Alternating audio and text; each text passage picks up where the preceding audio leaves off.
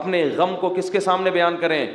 اللہ کے سامنے. اس کو پبلش کرنا آج فلاں کے ساتھ یہ مسئلہ مجھے اچھا نہیں لگتا, کبھی ذرا سی طبیعت خراب ہوئی, وہ ملیریا ہو گیا تھا, تو یہاں پھر دعائیں شروع, مفتی صاحب بیمار, ابے بھائی اللہ کے سامنے بیان کرو, کیوں پبلک؟ پھر تبلیغ ترس کھا رہی ہے, اچھا نہیں لگتا کہ کوئی آپ پہ آ کے ترس کھائے, بیچارہ کہے آپ کو.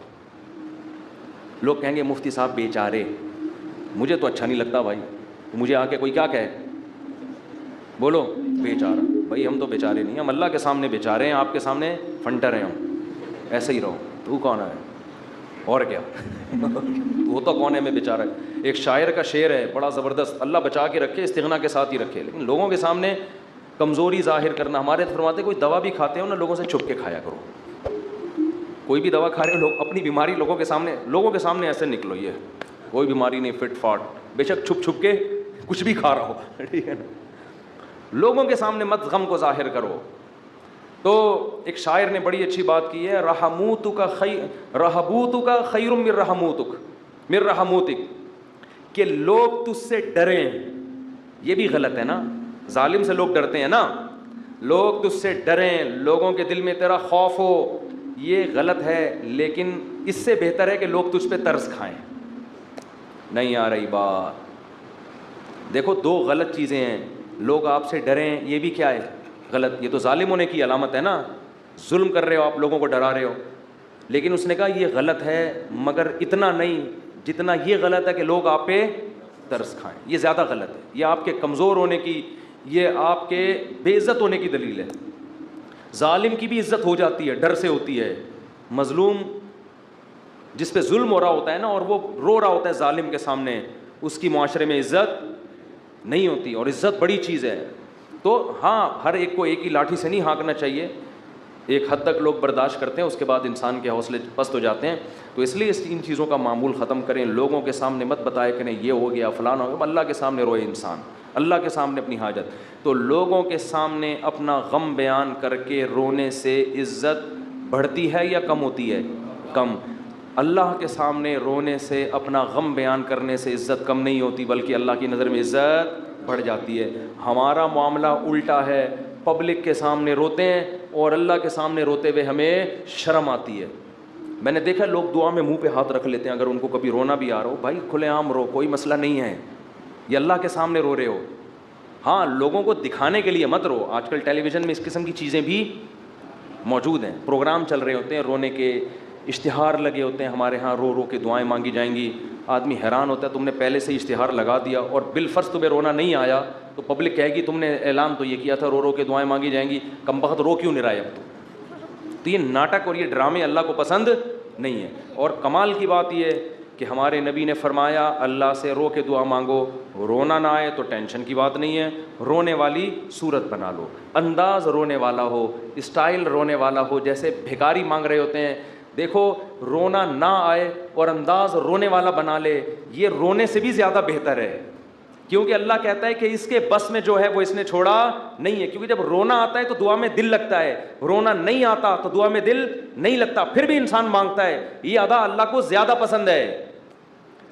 بہت مشکل ہے بات سمجھانا, بہت. آج کل لوگ کہتے ہیں نا عبادت میں دل ہی نہیں لگ رہا. ارے عبادت میں دل لگے گا تو وہ تو مزہ آئے گا نا عبادت میں. کمال تو جب ہے جب دل نہ لگے پھر بھی کرو عبادت, پھر بھی عبادت کرے انسان. تو اللہ کے سامنے روتے ہوئے شرم محسوس بولو نہیں کرنی. جیسے اذان کہتے ہوئے شرم نہیں آنی چاہیے.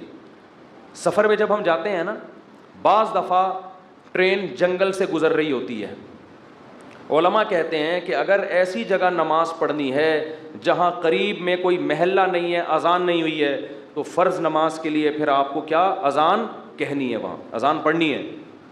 اب میں نے وہاں نمازیوں کو بھی دیکھا, ان کو اذان دیتے ہوئے شرم آ رہی ہوتی ہے. ٹرین میں اذان دیتے ہوئے لوگ کیا کہیں گے, ملا. لوگ کیا کہیں گے, ملا کہیں گے. ابے یہ تو پورا ملا نکلا. ہمارے محلے میں ایک صاحب کا رشتہ ٹوٹا اسی چکر میں. اچھا بھلا نوجوان, فٹ فاٹ, کھاتا پیتا, خوبصورت آدمی, اس کے لڑکی والے آ گئے گھر میں منگنی کرنے کے لیے, اتنے میں اذان کیا. لڑکا گھر میں نہیں تھا, اذان کی آواز آئی. اب لڑکے والوں نے فخر سے بتایا کہ پتہ ہے ہمارا بیٹا اذان دے رہا ہے, یہ جو اذان ہے نا یہ ہمارا بیٹا دے رہا ہے. لڑکی والوں نے کہا ابے یہ تو ملا نکلا. یہ کیا نکلا؟ یہ سچا واقعہ بتا رہا ہوں. اس بیس پہ انہوں نے رشتہ توڑ دیا. تو کل قیامت میں پتہ چلے گا بھائی, اللہ کہے گا جاؤ ان لبرل لوگوں کے ساتھ اسی جہنم کی آگ میں جاؤ. وَإِذَا نَادَيْتُمْ إِلَى الصَّلَاةِ اتَّخَذُوهَا هُزُوًا وَلَعِبًا. قرآن کہتا ہے جب تم اذان دیتے ہو تو یہود و نصارہ اس اذان کا مذاق اڑاتے ہیں. تو اللہ کا نام آسمانوں میں بلند کرتے ہوئے ہمیں شرم محسوس نہیں کرنی چاہیے. اس لیے کبھی جنگل میں, ٹرین میں, جہاں ٹرین اگر اسٹیشن پہ ہے تو اذان کی ضرورت نہیں ہے, لیکن اگر جنگل میں ہے اور آپ نے فرض نماز پڑھنی ہے تو ایسے ٹرخانے والے طریقے سے نماز نہ پڑھا کرو, بلکہ پراپر طریقے سے کھڑے ہو کر قبلہ تلاش کرو کدھر ہے, پراپر طریقے سے اذان دو. اس میں اگر شرم آ رہی ہے تو اور زیادہ دو, ٹھیک ہے نا. اللہ کو بتاؤ کہ اللہ ان کمبختوں کو نماز چھوڑتے ہوئے شرم نہیں آ رہی, تو مجھے تیرا نام بلند کرتے ہوئے شرم کیوں آئے گی. اذان بہت بڑی عبادت ہے, اللہ کی کبریائی آسمانوں میں بلند ہوتی ہے. اور ایک بات اذان پہ آئی ہے تو یہ بھی بتا دوں, اذانیں بہت لمبی کھینچنا یہ سنت نہیں ہے. آج کل اذان شروع ہوتی ہے اللہ, وہ اتنا کھینچتا ہے اذان کو, اتنا کھینچتا ہے, یہ مد کہیں بھی ثابت نہیں ہے اذان میں. دیکھو اللہ اکبر میں جو الف کی مقدار ہے نا, اللہ, یہ اللہ ہی ہے بس, اللہ نہیں ہے کہیں بھی. تجوید کی روح سے ادھر مد بنتا ہی نہیں ہے. ہاں جب آپ کہتے ہیں حی علی الصلاح تو یہاں مد ہے, صلاح کو کھینچ سکتے ہیں, حی کو نہیں کھینچ سکتے. حی علی الصلاح, لوگ کیا کریں حی علی الصلاح, عجیب عجیب اذانیں ہو رہی ہیں. ایک دفعہ ہم کہیں گئے نماز پڑھنے کے لیے, تو اذان جب شروع ہوئی نا تو وہ کہنے لگے ایسے اسٹائل میں اذان کے, میں ابھی بتاؤں گا تو پھر وہ میم بن جائے گی اس پہ, تو بس وہ خود ہی سوچ لیں. ہم لڑکے بیٹھے تھے, ہم کو ہنسی آنے لگی, ہم نے کہا یہ کیا کر رہا ہے, پتہ نہیں اذان دے رہا ہے کیا کر رہا ہے. ایک امام نماز پڑھا رہے تھے, السلام, پوری نماز صحیح پڑھائی, جب وہ سلام پھرنے لگے تو السلام علیکم ورحمۃ اللہ. ہم نے کہا یار اچھا بھلا السلام علیکم ورحمۃ اللہ پڑھ رہے تھے, السلام علیکم ورحمۃ اللہ کر کے ادھر کو مار. عجیب, نہ قرآن سیکھتے ہیں نہ اذان سیکھتے ہیں. جس کو کھڑا کر دو لے جا کے بس وہ شروع کر دیتا ہے. ایک امام کے پیچھے ہم نے نماز پڑھی دیہات میں, وہ پوری سورہ فاتحہ غلط پڑھ رہے تھے لیکن ان کو توئیں پڑھنا آتا تھا بس. انہوں نے نورانی قاعدے میں توئیں کا لفظ اچھی طرح سیکھ لیا تھا, تو ہوتا ہے یہ تا نہیں ہوتا, باقی کچھ سیکھا نہیں انہوں نے. اب وہ نماز پڑھا الحمدللہ رب العالمین, حمدو کو پڑھ رہے ہیں حمدو, ہم نے برداشت کر لیا. اہدنا الصراط, صاد نہیں نکل رہے, لیکن جہاں تو آئے گی نا کہتے ہیں اہدنا الصراط المستقیم. ٹھیک, ہم کہہ رہے یار پورا غلط پڑھ رہے ہوتے ہیں, لیکن جہاں توئیں آتی ہے ایک دم, تو یہ چیزیں سیکھنے کی ہیں بھائی. اتنا موٹا موٹا قرآن یا موٹی موٹی اذان ہر مسلمان کے لیے سیکھنا ضروری ہے. تو اذانوں کو بہت زیادہ کھینچا نہ کریں, ایک تو خلاف سنت بھی ہے, دوسرا لوگوں سے پھر ادب نہیں ہوگا اذان کا. اذان کے وقت خاموش رہنا چاہیے, اذان کو غور سے سننا چاہیے. جب آپ اتنی لمبی کھینچو گے اذان تو پھر کہاں اس کا ادب ہوگا, کافی ٹائم لگ جاتا ہے اس میں. مختصر اذان دیں, مختصر, اللہ اکبر, پھر اللہ اکبر, بس اشہد ان لا الہ الا اللہ. لا پہ مد ہے, الا پہ نہیں ہے. نہیں آ رہی بات. ہم ایسے ہی اذان دیا کرتے تھے. لوگ کہتے ہیں حرم میں اتنی لمبی اذانیں ہو رہی ہیں, وہ حرم کا ماحول ہے, ایک حرم کی ایک برکت ہے, وہاں لمبی اذان ہی تو سننے کے لیے جاتے ہیں لوگ. بہت سے عرب علماء کو اس پہ بھی اشکالات ہیں. بہت سے عرب تو کہتے ہیں یہ حرم میں بھی جو اتنی لمبی ہو رہی ہے یہ خلاف سنت ہے, لیکن وہ تو حرم کا معاملہ ہے, ان کو اپنے حال پہ چھوڑ دو. وہ پھر بھی وہاں مسئلہ یہ ہے کہ وہاں کا تو ماحول ہی ایسا ہے نا. نارملی جب آپ اذان دیں تو اتنی لمبی اذان نہیں ہونی چاہیے کہ لوگوں کے لیے اس وقت خاموش رہنا, اس کا ادب کرنا ایک آزمائش بن جائے. اور پھر اسپیکر اتنے بھاری بھرکم نہیں ہونے چاہیے کہ اس اذان سے لوگوں کے کان کے پردے پھٹنا شروع ہو جائیں. اس سے لوگ پھر ان شاعر اسلام کی عزت کرنے کے بجائے توہین کرنا شروع کر دیتے ہیں. خاص طور پہ غیر مسلم ممالک میں جہاں آپ کو کوئی اذان کی پرمیشن دے دے تو اعتدال سے اذان دیں, ان کے آرام کا خیال رکھیں. تو جلدی سے میں یہ بات کو ختم کروں. دیکھو دعائیں مانگنے میں شرم اور عار محسوس نہ کرو, اللہ کے سامنے گڑ گڑانے میں شرم اور عار محسوس نہ کرو, اس کا معمول بنا لو. حضرت عمر فرمایا کرتے تھے کہ میری دعا قبول ہو رہی ہے یا نہیں, مجھے اس سے غرض نہیں ہے, مجھے اس سے غرض ہوتی ہے کہ مجھے دعاؤں کی توفیق مل رہی ہے کہ نہیں مل رہی. تو جتنی دعائیں, ڈاکٹر ٹھیک کرے گا, جا مانگ ڈاکٹر سے, میری مرضی میں ٹھیک کروں نہ کروں, لیکن تو نے یہ بتا دیا ہے کہ تو مجھے اپنا محتاج, تو اپنے آپ کو میرا محتاج نہیں سمجھتا. تو نے اپنے عمل سے یہ ثابت کر دیا ہے کہ تو اپنے آپ کو نہیں سمجھتا کہ میں اللہ کا محتاج ہوں, تو نہیں سمجھتا کہ اللہ سب کچھ کر سکتا ہے. اس لیے اللہ کی نظر میں دعا کی ویلیو ہے. اگر آپ کا کوئی مسئلہ اٹکا ہوا ہے اور آپ اس کے اسباب اختیار کرتے ہو, دعا نہیں مانگتے, اللہ کہتے ہیں تیرا یہ خیال ہے کہ مسئلے میں دور نہیں کر سکتا, مسئلے تیرے گورنمنٹ دور کرے گی. تو یہ تکبر ہے جو آپ کو سزا کا ذریعہ بنے گا اور برکتیں چھین لے گا آپ کی زندگی سے. اس لیے قرآن کے الفاظ دیکھو, وقال ربکم ادعونی استجب لکم. اللہ کہتے ہیں کہ مجھ سے دعا مانگو, میں تمہاری دعا کو قبول کروں گا. ٹھیک ہے بھائی, یہ آپشن ہے نا. آپ بتاؤ جب کوئی گورنمنٹ کسی کو کوئی آپشن دیتی ہے یا کوئی بینیفٹس دیتی ہے تو گن پوائنٹ پہ تھوڑی دیتی ہے. بھائی گورنمنٹ نے یہ کہا کہ قرضہ ملے گا بغیر سود کے, غریب لوگوں کو چاہیے اپنا مکان بنائیں, یہ کہے گی نا گورنمنٹ. آگے دھمکی تو نہیں دے گی جس نے قرضہ نہیں لیا نا ہم سے مکان بنانے کے لیے اس کو شوٹ کر دیا جائے گا, ایسی دھمکی دے گی کبھی؟ تو یوں ہی کر دو اگر منہ سے نہیں نکل رہا کچھ. دھمکیاں دے کے کبھی کسی کو کوئی سہولت دی جاتی ہے؟ ہاں دیہاتی مائیں کرتی ہیں ایسا. وہ ایک آدمی نے پرینک بنایا کہ انگریزوں کی مائیں اور پاکستانیوں کی مائیں میں کیا فرق ہے, بڑا زبردست تھا. انگریز کی ماں کھانا لا کے رکھ دے گی, کھانا ہے کھا, نہیں تو یہاں سے دفع ہو جا. ٹھیک ہے نا. پاکستانی اور دیہاتی ماں کیا کرے گی, وہ میرا بیٹا کھا لے, یہ میں نے تیرے لیے پکائی ہے بریانی, میں نے تیرے لیے یہ پکایا ہے. پہلے منتیں کرے گی, بچہ نہیں کھائے گا تو دھمکیاں دینے پہ آ جائے گی اس کو, کھا ورنہ میں تھپڑ ماروں گی تیرے کی. بے غیرت, تو نے بنوایا کیوں مجھ سے, یہ مجھے پتہ نہیں ہے. یہ تو نارملی ایسا ہوتا نہیں ہے کہ آپ کسی کو کوئی نعمت دے رہے ہو اور ساتھ میں بندوق نکال کے بولو کہ یہ لو. کسی کو آپ نے ہدیہ دیا, 100 روپے, 1000 روپے, 500 روپے آپ نے کسی کو دیے, یہ آپ کی خدمت میں, وہ کہہ رہا ہے یار میں تو ابھی ضرورت نہیں ہے آپ کا, بڑی نوازش, آپ بندوق نکالو لے, تو یہ ہدیہ رہے گا؟ یہ ہدیہ تھوڑی رہے گا. تو کوئی بھی جب حکومت یا کمپنی کسی کو سہولت دیتی ہے تو وہ گفٹ کو پھر گفٹ ہی قرار دیتی ہے. لیکن اللہ کا اسٹائل یہاں پہ بالکل انداز بالکل الگ ہے. اللہ کیا کہتے ہیں, مجھ سے مانگو. یہ بینیفٹس مل رہے ہیں نا اللہ کی طرف سے, ہیں بھائی. اللہ کیا کہہ رہے ہیں, مجھ سے مانگو اور میں جو مانگو گے میں وہ تمہیں دوں گا. بس یہ اللہ ٹھیک ہے, ہمیں تو نے بتا دیا کہ ہم مانگیں گے اور تو دے گا, ہمیں یہ بات پتہ چل گئی, اب ہماری مرضی, ہم جب چاہیں تو اس سے مانگے, ہمیں یہ سہولت کا پتہ چل گیا, اب ہم ہماری مرضی, اب ہمارے. کہتے ہیں اٹس اپ ٹو یو, کہتے ہیں نا یہ اب آپ کے اوپر ہے, آپ مانگے یا نہیں مانگے. نہیں آگے اللہ نے بندوق نکال لی ہے. ٹھیک ہے نا, بندوق نکال لی. اللہ کہتے ہیں ان الذین یستکبرون عن عبادتی, یاد رکھو مجھ سے مانگنے میں تکبر کیا. میں نے تو کہا ہے مانگو, اگر نہیں مانگا کبر سے کام لیا کہ نہیں جی ہم نہیں مانگ رہے, سیدخلون جہنم داخرین, ذلیل کر کے جہنم کی آگ میں پھینک دوں گا.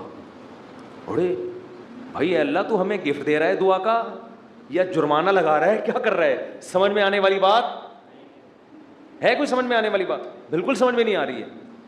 یہی وجہ ہے کہ قرآن میں اور مقام پہ جب اللہ نے کہا نا میری یہ نعمتیں کھاؤ, تو پھر یہ نہیں کہا نہیں کھاؤ گے تو یوں کر دوں گا, یہ نہیں کہا. اللہ نے قرآن میں کہا کلو وشربو, کھاؤ اور پیو, حد سے تجاوز نہ کرو. یہ نہیں کہا اگر نہیں کھایا نا تو جہنم میں پھینک دوں گا, یہ کہا قرآن نے. کیا ہو گیا بھائی؟ اللہ نے کہا فن کے ہو, نکاح کرو, یہ نہیں کہا نہیں کیا نا جہنم میں پھینک دوں گا میں. بشرطے کہ گناہ سے بچے انسان, گناہ کرو گے پھر تو جاؤ گے جہنم میں.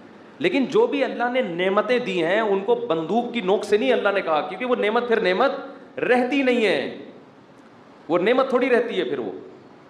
لیکن یہاں اللہ کیا کہہ رہے ہیں, مجھ سے مانگو میں تمہیں دوں گا. ہم خوش ہو گئے, زبردست, اللہ کی طرف سے انعام مل گیا. ٹھیک ہے, جب سہولت سے ٹائم ملے گا تو مانگ لیں گے, موڈ ہوگا. اور نہیں بھی مانگا تو اللہ نے بس ایک آپشن دیا ہے کہ مانگو گے تو ملے گا. لیکن اللہ نے کیا کیا, انداز دیکھو, کہا کہ اگر نہیں مانگا تو جہنم میں ذلیل کر کے داخل کر دوں گا. سوال پیدا ہوتا ہے اللہ یہ تو گفٹ دے رہا ہے یا ہمیں ڈرا رہا ہے, آزمائش میں ڈال رہا ہے؟ اللہ کہتے ہیں گفٹ بھی دے رہا ہوں لیکن یہ بہت بڑی آزمائش بھی ہے, کیونکہ اگر کوئی بہت بڑا سیٹ آپ کو ایک خالی چیک دے اور کہے اس پہ پیسے لکھو اور سائن کر دو, اور آپ اس چیک کو اٹھا کے اس کے سامنے ڈسٹ بن میں ڈال دو, اس کا مطلب آپ کا یہ نہیں ہے کہ آپ کو پیسوں کی ضرورت نہیں ہے, آپ کا سیٹ کے بارے میں خیال ہے کہ اس نے جھوٹا چیک دیا ہے, یہ جھوٹ بول رہا ہے, ورنہ کبھی آپ اس کو ڈسٹ بن میں اٹھا کے نہیں پھینکتے. بہت مشکل ہے بات سمجھانا, بہت مشکل. آپ غریب ہیں, کھانے کو روٹی نہیں ہے, ایک سیٹھ نے آ کے آپ کو ایک سونے کی ڈلی پکڑا دی, کہا لے موج کریے, کروڑوں روپے کی ہے, آپ نے اٹھا کے اس کو آپ نے کہا آپ نے اچھی آفر کی مجھے, بہت اچھا تحفہ ہے, بہت خوشی ہوئی, اب آپ جا سکتے ہیں. بیگم سے کہا اس کو کچرے میں پھینک دو. سیٹھ کو پتہ چلے گا نا تو وہ کہے گا بیٹا تو اتنا بڑا سیٹ تو ہے نہیں کہ تجھے اس کی ضرورت نہ ہو, یہ تو میں جانتا ہوں, کھانے کو تیرے پاس روٹی نہیں ہے, یہ جو تو نے اس کو ڈسٹ بن میں پھینکا ہے نا, یہ اس کی علامت ہے تو مجھے جھوٹا سمجھتا ہے کہ میں نے تجھے جو سونے کی ڈلی دی ہے وہ سونے کی نہیں ہے, اس پہ سونے کا پانی چڑھا ہوا ہے. تو یہ کس کے جھوٹ بولنے, یہ اصل میں تم میرے اوپر الزام لگا رہے ہیں. اللہ کہتے ہیں مانگو.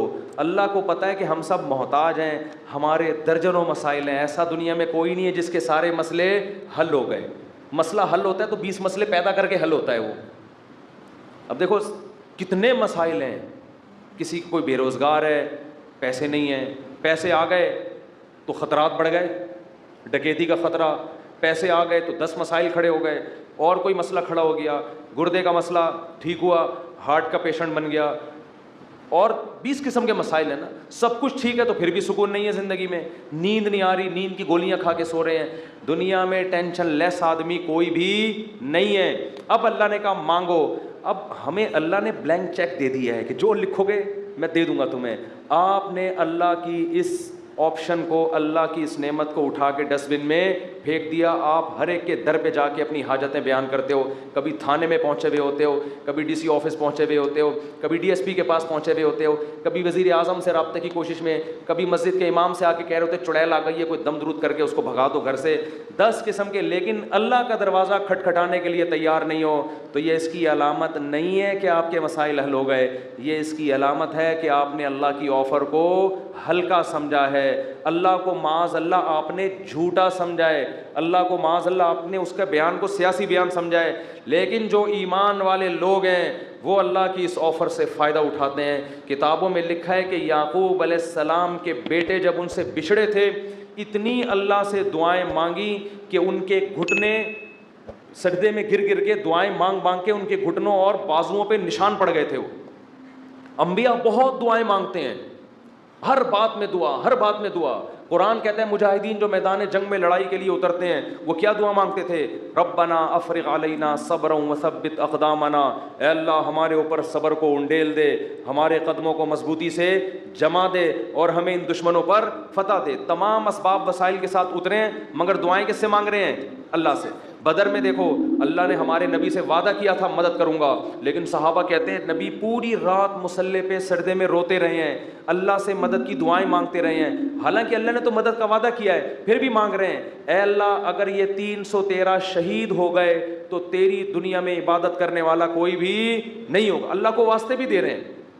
جہاں پیغمبروں کے ساتھ کوئی زکریا علیہ السلام کی اولاد نہیں, اللہ سے اولاد مانگ رہے, پوری زندگی اسی میں گزر گئی, بڑھاپے میں جا کے اولاد ملی ہے. تو سارے پیغمبروں کا اللہ نے یہی تذکرہ کیا, ہر بات میں دعا. سلیمان علیہ السلام جو حاجت پوری ہو رہی ہے فوراً کیا کر رہے ہیں؟ اللہ سے دعا. ایوب علیہ السلام پریشانیوں میں, زندگی ٹینشنوں میں, بیماریوں میں, قرآن کہتا ہے اللہ سے ہاتھ اٹھا کے دعائیں مانگتے تھے. انی مسنی الضر, اے اللہ بہت پریشانی میں ہوں. انت ارحم الراحمین, تو سب سے زیادہ رحم کرنے والا. پیغمبروں کو اس سے غرض نہیں ہوتا, اس سے غرض نہیں ہوتی کہ دعا قبول ہو رہی ہے یا نہیں ہو رہی, وہ کہتے ہیں ہم مانگتے رہیں بس, ہمارا کام کیا ہے. اور یاد رکھو جب قبول نہ ہو رہی ہو نا پھر مانگنے کا مزہ ہے. مزہ کب ہے؟ آپ کے کیسی الٹی الٹی باتیں کرنے کے لیے مصطفیٰ نے بلایا ہوا ہے. قبول نہ ہو رہی ہو نا تو پھر ہے مانگنا, تبھی تو یہ اس کی علامت ہے کہ آپ کا اللہ پہ ایمان ہے اور وہی قبول ہوتی ہے. بعض دفعہ آپ اللہ سے جو چیز مانگتے ہیں اللہ وہ نہیں دیتا, اس کا آلٹرنیٹ دے دیتا ہے. ایک صاحب کا فون آیا, مجھے کسی سے عشق ہوا ہے اور میں دعائیں مانگ مانگ کے تھک گیا, پھر بھی نہیں ہو رہی شادی. آج کل تو لڑکوں کے یہی مسائل ہیں, مانگ مانگ کے دعائیں تھک گیا. تو آپ کہتے ہیں دعائیں قبول ہوتی ہیں، میں تو پھر اس پہ اور تڑکا لگا دیتا ہوں. میں کہتا ہوں بہت سے لوگ کہتے ہیں ہم جس کو مانگ رہے ہیں وہ ملی نہیں، چلو نہیں ملی مقدر میں ہوگا، دعا قبول نہیں ہوئی. مفتی صاحب کہہ رہے ہیں دعائیں کیا ہوتی ہیں؟ قبول. لیکن اس کی کہیں اور شادی کی خبر ہمیں مل رہی ہے. تو اللہ اگر دعا قبول نہیں کرتا تو کم از کم ایسا تو نہ کرے نا کہ اس کی کہیں شادی ہو رہی ہے اور ہمیں اطلاع مل رہی ہے. خوشی خوشی لوگ بتا رہے ہیں تمہیں پتہ ہے اس کی شادی ہو گئی. چلو یہاں تک بھی بات سمجھ میں آتی ہے. اس کے بچہ ہوا، ہمیں اطلاع دی جا رہی ہے آگے. ارے تمہیں خوشخبری سنا ہے وسیم بھائی؟ کوئی وسیم بیٹھے ہو تو معذرت. تمہیں پتہ ہے وہ جو تمہاری کلاس فیلو تھی اس کی ایک جگہ شادی ہو گئی تھی، اس کے ماشاءاللہ آج بیٹا پیدا ہوا ہے. اور انسان تبتا یار ہم نے تو لیلۃ القدر میں دعائیں مانگی تھی ہمیں مل جائے، اور ادھر بھی چلے بھی وہاں گئی اور اس کے بچہ بھی پیدا ہو گیا. اور تباہی اس وقت آتی ہے جب وہ بچہ سمجھدار ہو کے آپ کو ماموں کہنا شروع کر دے. حقیقت بات جب آپ ان کے گھر جائیں ملنے کے لیے اور وہ آپ کی پرانی گرل فرینڈ بچے کو تعارف کروا رہی ہے، تمہارے ماموں لگتے ہیں یہ رشتے میں، حقیقی تو نہیں ہے لیکن رشتے میں کیا لگتے ہیں؟ ماموں. تو آپ کہو گے یار یہ دعائیں قبول ہو رہی ہیں یا کیا ہو رہا ہے؟ تو اس طرح بھی ہوتی ہیں. تو ایسے لوگوں کو میں کہتا ہوں کہ جو یہ مایوس ہوتے ہیں نا، یہ قبول تو نہیں ہو رہی. او بھائی تو دنیا میں ایک ہی عورت پیدا ہوئی ہے کیا؟ اللہ کے علم میں یہ بات تھی کہ وہ تیرے لیے نقصان دہ تھی، ہر چیز تمہارے لیے نہیں ہے. قرآن کیا کہتے ہیں؟ آسان تکرہوا شیئا، بہت سی چیزوں کو تم پسند نہیں کرتے لیکن اللہ نے اس میں خیر رکھی ہوتی ہے. بہت سی چیزوں کو تم پسند کرتے ہو، اللہ نے اس میں تمہارے لیے خیر نہیں رکھی ہوتی. واللہ یعلم، اللہ کہتے ہیں مجھے پتہ ہے. وانتم لا تعلمون، تم جاہل ہو، تم نہیں جانتے. اللہ سے آگے نکلنے کی کوشش مت کرو. سورہ کہف میں واقعہ نہیں ہے کیا کہ حضرت خضر علیہ السلام نے ایک نوجوان بچے کو قتل کر دیا تھا. موسیٰ علیہ السلام نے پوچھا کیوں مارا، ان میں ماں باپ کا کیا قصور تھا؟ فرمایا یہ بچہ بڑا ہو کر ماں باپ کا باغی بنتا، اس لیے اللہ نے اٹھا لیا اس کو. اور نیک والدین تھے، اللہ ان کو دوسری اولاد دے گا. اب وہ والدین تو رو رہے ہوں گے ہائے ہمارا بچہ اللہ نے چھین لیا ہم سے. بھئی اللہ کے علم میں یہ بات ہے کہ اس کے کا نعم البدل اللہ تمہیں عطا کرے گا، اور وہ ایسا ہوگا جو تمہاری خدمت کرے گا. ہمیں نہیں پتا، کچھوں کے اولاد نہیں ہوتی، وہ پریشان ہے ہو کیوں نہیں رہی، اسی میں خیر ہے. کیا بھروسہ کوئی اولاد ہو اور وہ آپ ہی کا سر بجانا شروع کر دے. وہ آپ جو جیسا چل رہا ہے اللہ سے اچھی امید رکھو. اے اللہ میرے ساتھ یہی ٹھیک، سر پہ بال اگائیں ٹھیک ہیں، نہیں یوں بولا کرو مجھ پہ ٹنڈ سوٹ کرتی ہے اس لیے اللہ مجھے بال نہیں دے رہا. بہت سے لوگوں کے مسئلہ بال ہی نہیں اگ رہے، مالشیں کر کر کے زیتون کی مالشیں، یہ آملہ کھا لیا انہوں نے، لگانے کے بجائے نا کھانا شروع کر دیا انہوں نے نہیں اگ رہے ہیں. ایسے لوگ ایسے گنجے دنیا میں موجود ہیں. مجھ سے آگے پوچھ رہے ہوتے ہیں آپ نے کیا کیا ہے جو آپ کے بال اگائے؟ تو بھائی ہر ایک کے نہیں اگیں گے یہ آزمائش ہے اللہ کی طرف سے. تو اسی میں صبر کرو یار، مر کے کیا ہو جائیں گے؟ ختم. اسی میں اس پہ روٹیاں پکاؤ.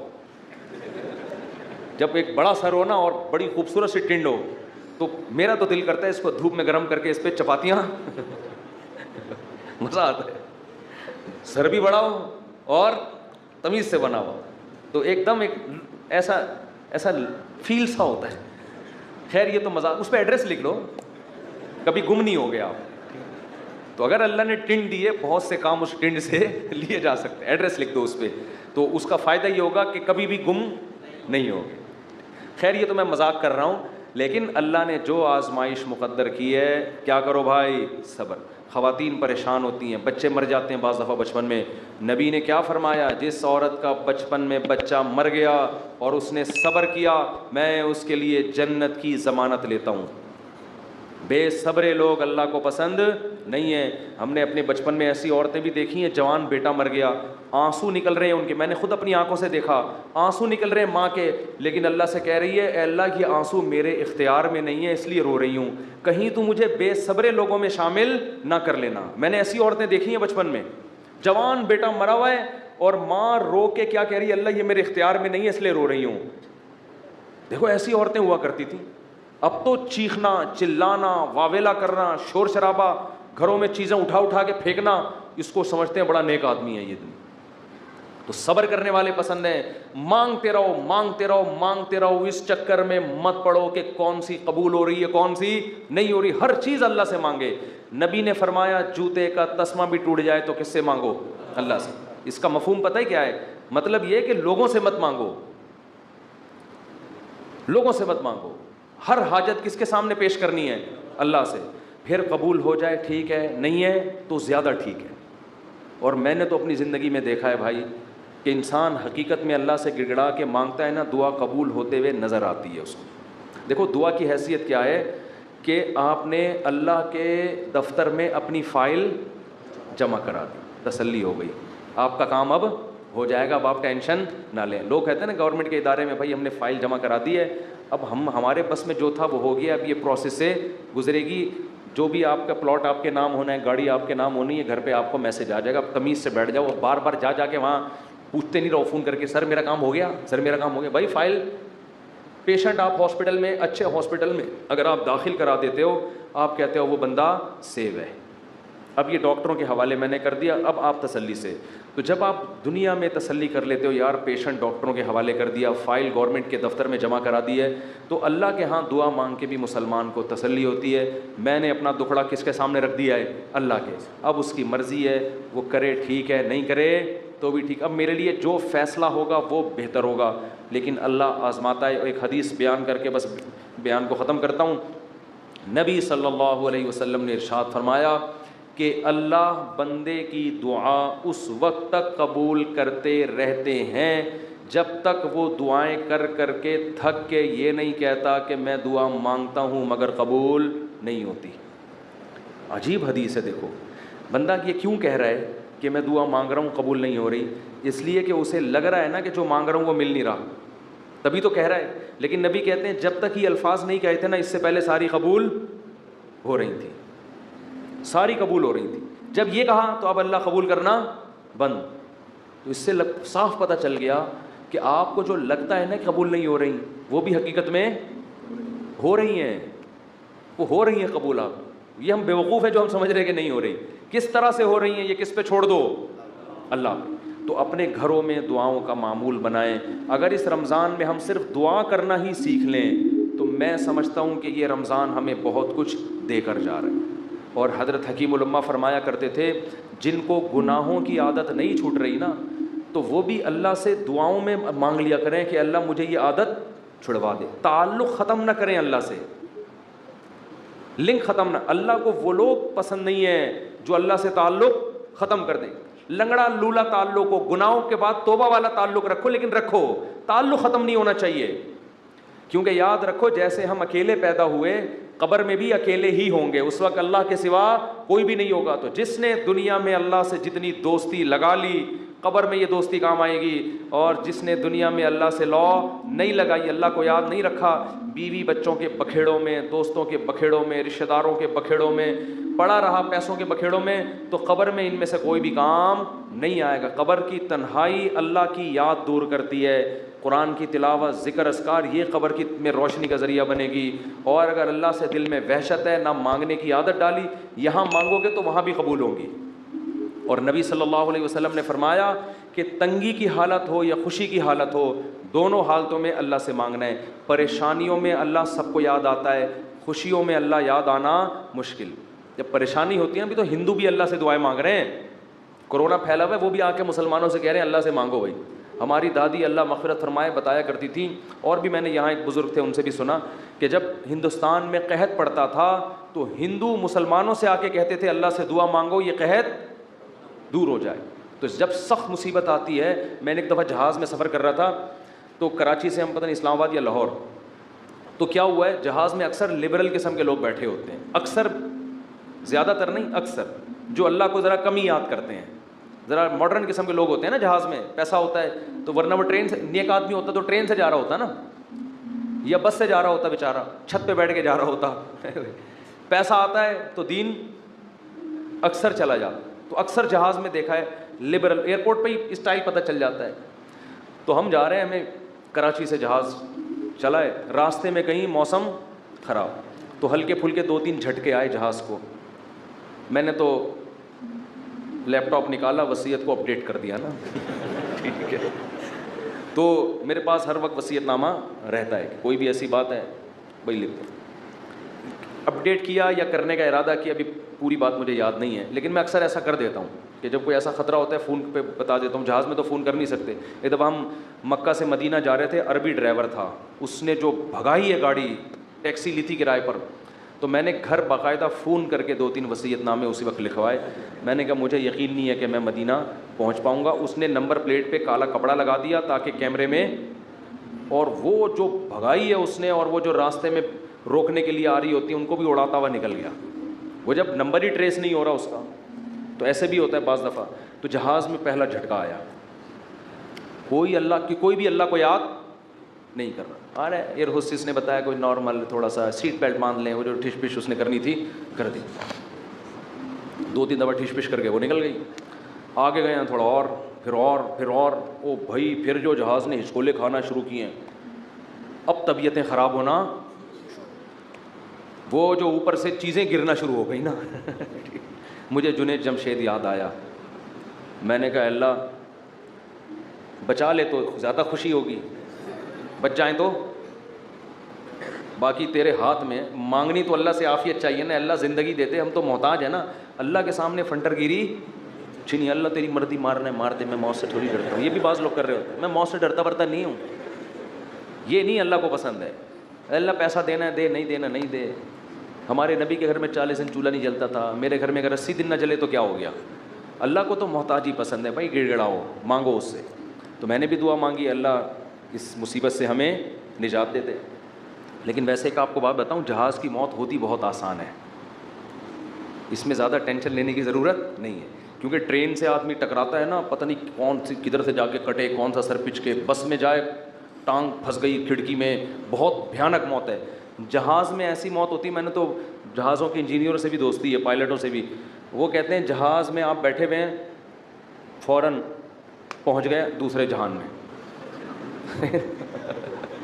وہ جو تھوڑی میں تھوڑا ہل رہا ہے اس کا تو خطرہ ہوتا ہے کہ یہ ہو کیا رہا ہے ہمارے ساتھ, لیکن جب ٹکراتا ہے نا, اللہ نہ کرے, تو یا جیسے ہی اس کی اسپیڈ کم ہوئی یا کسی سے ٹکرایا تو ہماری کھوپڑی ہمارے تن سے فوراً سے پہلے جیسے سر قلم کر دیا کسی کا, تو ایک دم مر جاتا ہے. اس لیے زیادہ ٹینشن نہ لیا کریں.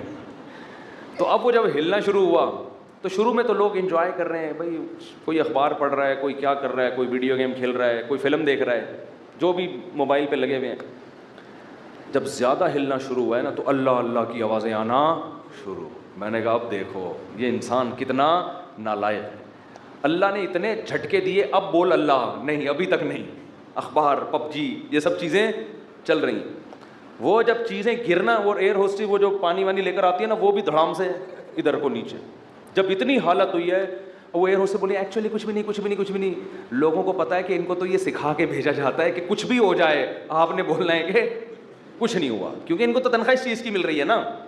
کیونکہ اب اگر کچھ ہو یا نہ ہو, آپ کے چیخنے سے ہونے والا کچھ بھی نہیں ہے. تو یہ جہاز کے عملے کو سکھایا جاتا ہے کہ چاہے تباہ بھی ہو جائے نا, کچھ بھی ہو جائے, آپ نے یہی بولنا ہے کہ ٹینشن لینے کا نہیں ہے. وہ 50-50 کی طرح بالکل, کہ وہ کمنٹری کر رہا ہے, سلیم اللہ بہت اچھا کھیل رہا ہے, بہت اچھا کھیل رہا ہے. لوگ کہہ رہے ہیں میں یہ کہاں کھیل رہا ہے ہاکی میں, کہہ رہے ہیں بہت, میں تو یہ بولوں گا یہ بہت اچھا کھیل رہا ہے. جو آڈینس بیٹھے ہوئے تھے تماشائی, انہوں نے کہا ہم جا رہے ہیں. اس نے کہا جہنم میں جاؤ تم لوگ, لیکن یہ بہت اچھا کھیل رہا ہے. پھر پیچھے دکھایا کہ اس کے کسی نے بندوق رکھی ہوئی ہے, یہاں پہ بندوق رکھی ہوئی. تو ایئر ہوسٹس نے تو یہی بولنا ہے کہ نارمل ہے, کچھ بھی نہیں. اس کو ٹریننگ دی جاتی ہے اس کی, کیونکہ اگر لوگ چیخیں گے چلائیں گے تو پہلے ہی جہاز تباہ ہونے کا خطرہ ہے نا, پائلٹ پہ کو ٹینشن دیں گے لے جا کے. تو اب کیا ہے کہ جی وہ جب 2 گھنٹے میں زیادہ ہی ہو گیا, اب چیزیں گرنا شروع ہو گئیں, تو پھر سب کو اللہ یاد آنا شروع. پھر لا الہ الا اللہ, پھر لا الہ, ختم نبوت کا عقیدہ زندہ باد. کوئی بھروسہ نہیں تھا, تحفظ ختم نبوت کے نعرے لگنا شروع ہو جاتے. مجھے بڑی عبرت ہوئی, میں نے کہا دیکھو انسان کتنا کمزور ہے. 2 منٹ لگتے ہیں اس کی ہوا نکلنے میں, فنٹر گیری ختم ہونے میں کتنے 2 منٹ لگتے. ورنہ کیسے 3 پیس سوٹ ٹائی میں ایسا فنٹر بن کے بیٹھا ہے. تھوڑی دیر پہلے کوئی مولوی اس کو آ کے بولتا ہے کبھی اللہ کا نام بھی لے لیا کرے, دفعہ یہاں سے, تم لوگ کو اللہ اللہ کے علاوہ کچھ آتا ہی نہیں ہے. گورا دیکھو کہاں پہنچ گیا چاند پہ, چاند سے بس تھوڑا سا نیچے سے وہ چھلانگے لگا رہا ہے, ٹھیک ہے نا. اور تم کیا اللہ اللہ صبح تسبیح پڑھا کرو, شام کو لا الہ الا اللہ پڑھا کرو, کیا تم لوگوں نے. تو بھائی جب ایک چپت پڑتی ہے تو اچھوں کو بھی اللہ یاد آتا ہے.